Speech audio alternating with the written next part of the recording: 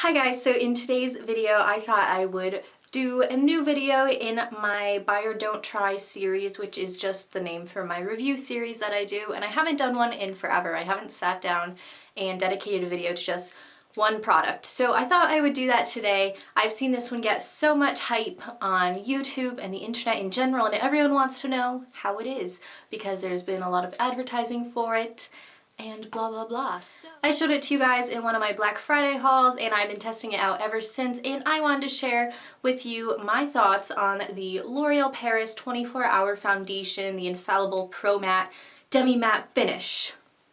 So I'm just going to share with you my thoughts on this, who I would recommend it to, if it's a go out and buy or if it's a don't try, and I also filmed a demo clip and I'm going to play that right after this. But first let me tell you that number one, that foundation is what I'm wearing right now. So this is the same day, I just changed my shirt.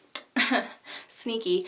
And number two, my light was fading, so it's very cool toned and blue. I'm in the process of looking for new lighting. It's a struggle, but it will happen. So that's why that's happening. I tried to use natural lighting as much as possible. Number three, I couldn't really see what I was doing, so my mirror was really far away.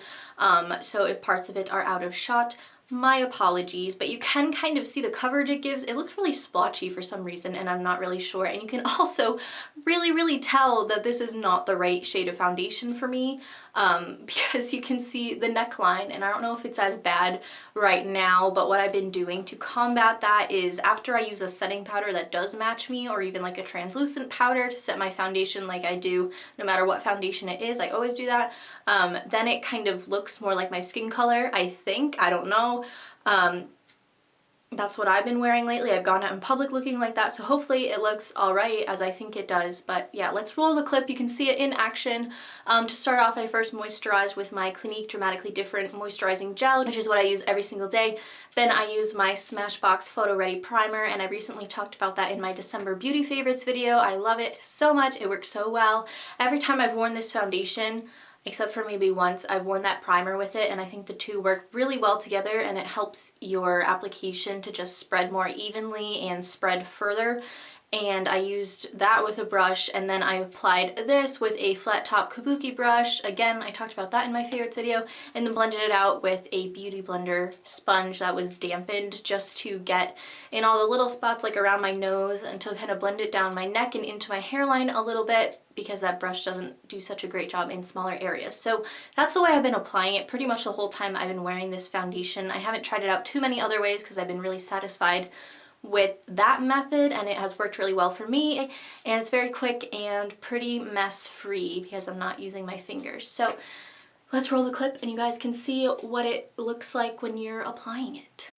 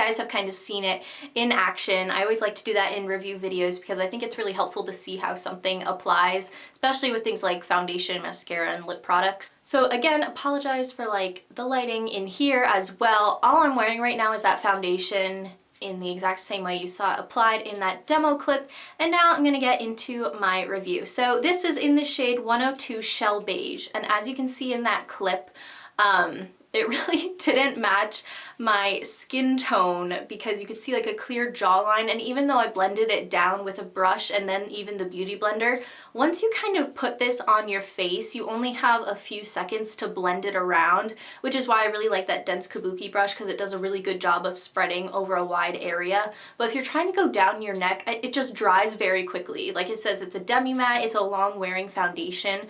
So once it dries, it sets and it's gonna stay there. So I should have really blended down my neck a lot faster and not given it as much time to dry. But another reason that is because I find this line, at least right now, because it's still relatively new, doesn't have as many color options as I need. This one's too dark for me and it's a little orangey toned, but the one below it, 101, was so light and pale, and I would have looked like a ghost in that. I have very pale skin to begin with, but that was too pale. It was too pinky toned.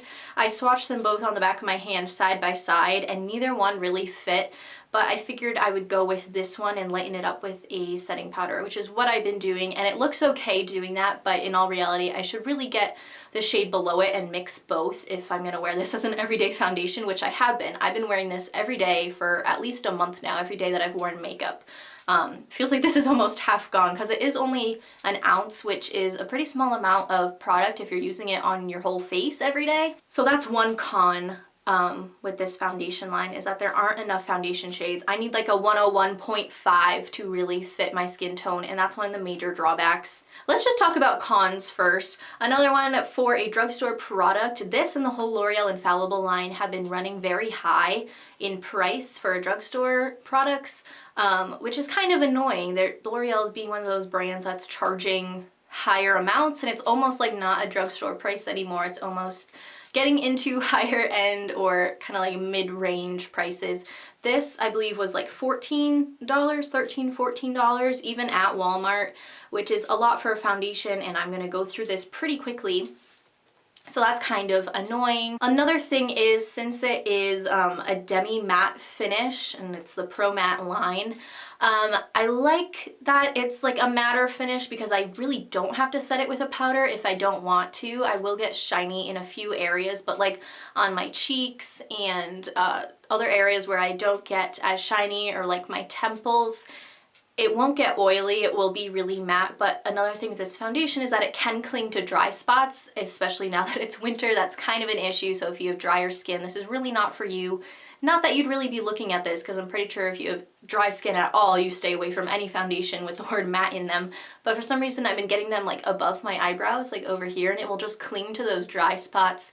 So I'll put a little bit of lotion on top after I apply the foundation, and then like the foundation just kind of like dissolves and it looks very strange. So I wouldn't recommend doing that. I would just recommend using a really intense moisturizer before you apply this to make sure that those are all kind of gone, or just exfoliate really well in those spots. It's just gonna have to be something you really keep an eye on with dry spots so it doesn't cling to them. This also claims to be air light and oil free.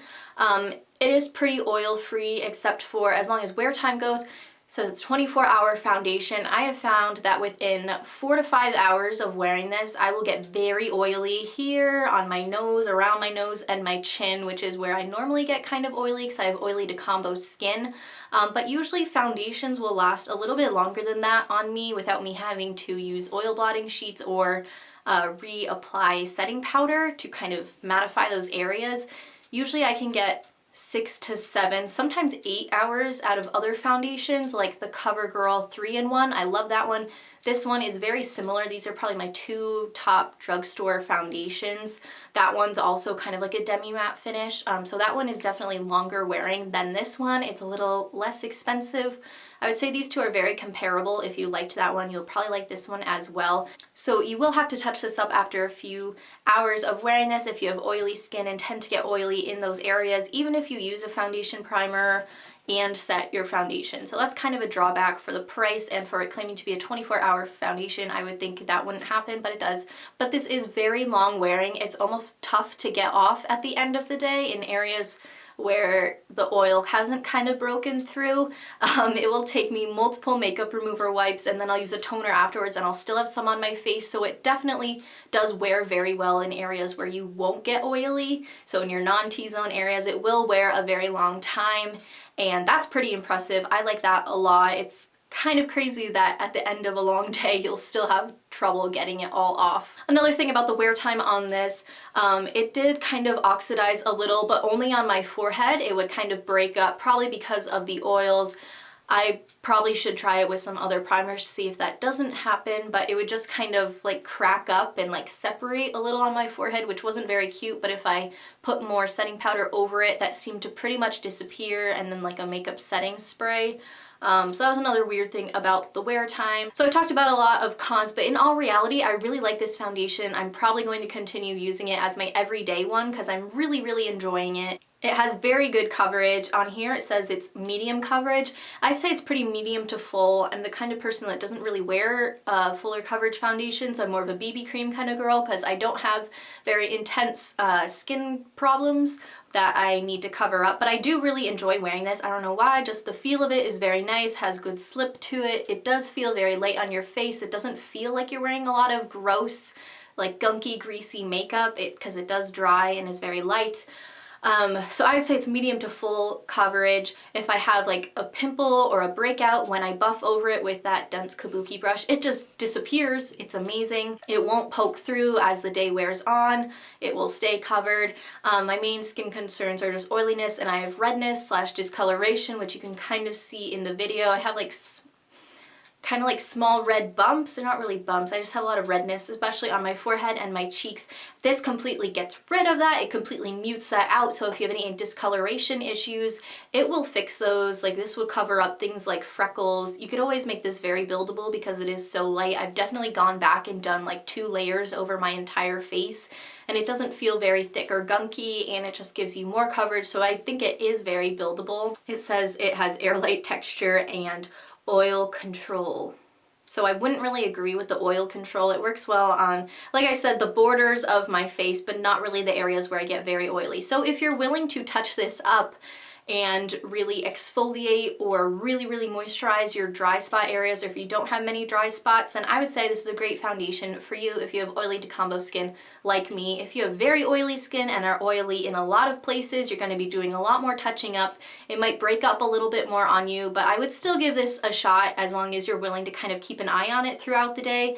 It's not like terrible where you're going to have to be looking in the mirror every half hour, but if you're working like an 8-hour shift, maybe halfway through, get some blotting papers, get a compact with some pressed powder, and just touch up those areas. So if you are willing to touch this up on your oily areas, I think it's very good. It wears very well in other parts of my face. If you can find a shade that fits you well, I would definitely suggest getting this at like Ulta, where you can open them up and have samplers and swatch them on the back of your hand. Overall, I would recommend this for oily decombo skin. Not really for dry skin and not for super oily skin either, but somewhere in between. If you have a lot of acne, this would cover it up very well. It really covers up discoloration, so if that's your main skin issue, I think this would help you out a lot. I think I've covered pretty much everything, I hope. So if you guys have any other questions, if I forgot to mention anything, I'll either put it in the down bar, or you guys can ask me questions in the comments. I always reply to all comments. They make me smile. Please leave me comments if you like this video. Give it a thumbs up as well, and subscribe to my channel if you haven't already to join the GlamBAM fam. I hope this video was helpful to you guys. Sorry I'm not wearing a full face of makeup, but I thought it might be helpful for while you're thinking about this foundation to see someone who's just wearing the foundation. I didn't even set this. So you can kind of see it in action, what it looks like in real life, besides just the demo clip where I try it on. So I hope this helped you guys. Let me know if you've tried this, what your thoughts are on it, if you're gonna pick it up, or if you're like, no way, that doesn't sound like it'd be good for me. This product is really getting a lot of attention right now, and I think it's pretty good for a good amount of people. It's not for everyone, but I thought I'd give my thoughts on it since I have been trying it out and really enjoying it in my makeup kit, even though it's kind of too dark for me. Maybe I just need to like self-tan everywhere else and then my face will match my body. But yeah, that's all for this video, and thank you guys so much for watching, and I'll see you in my next one. 3, 2, 1, bam!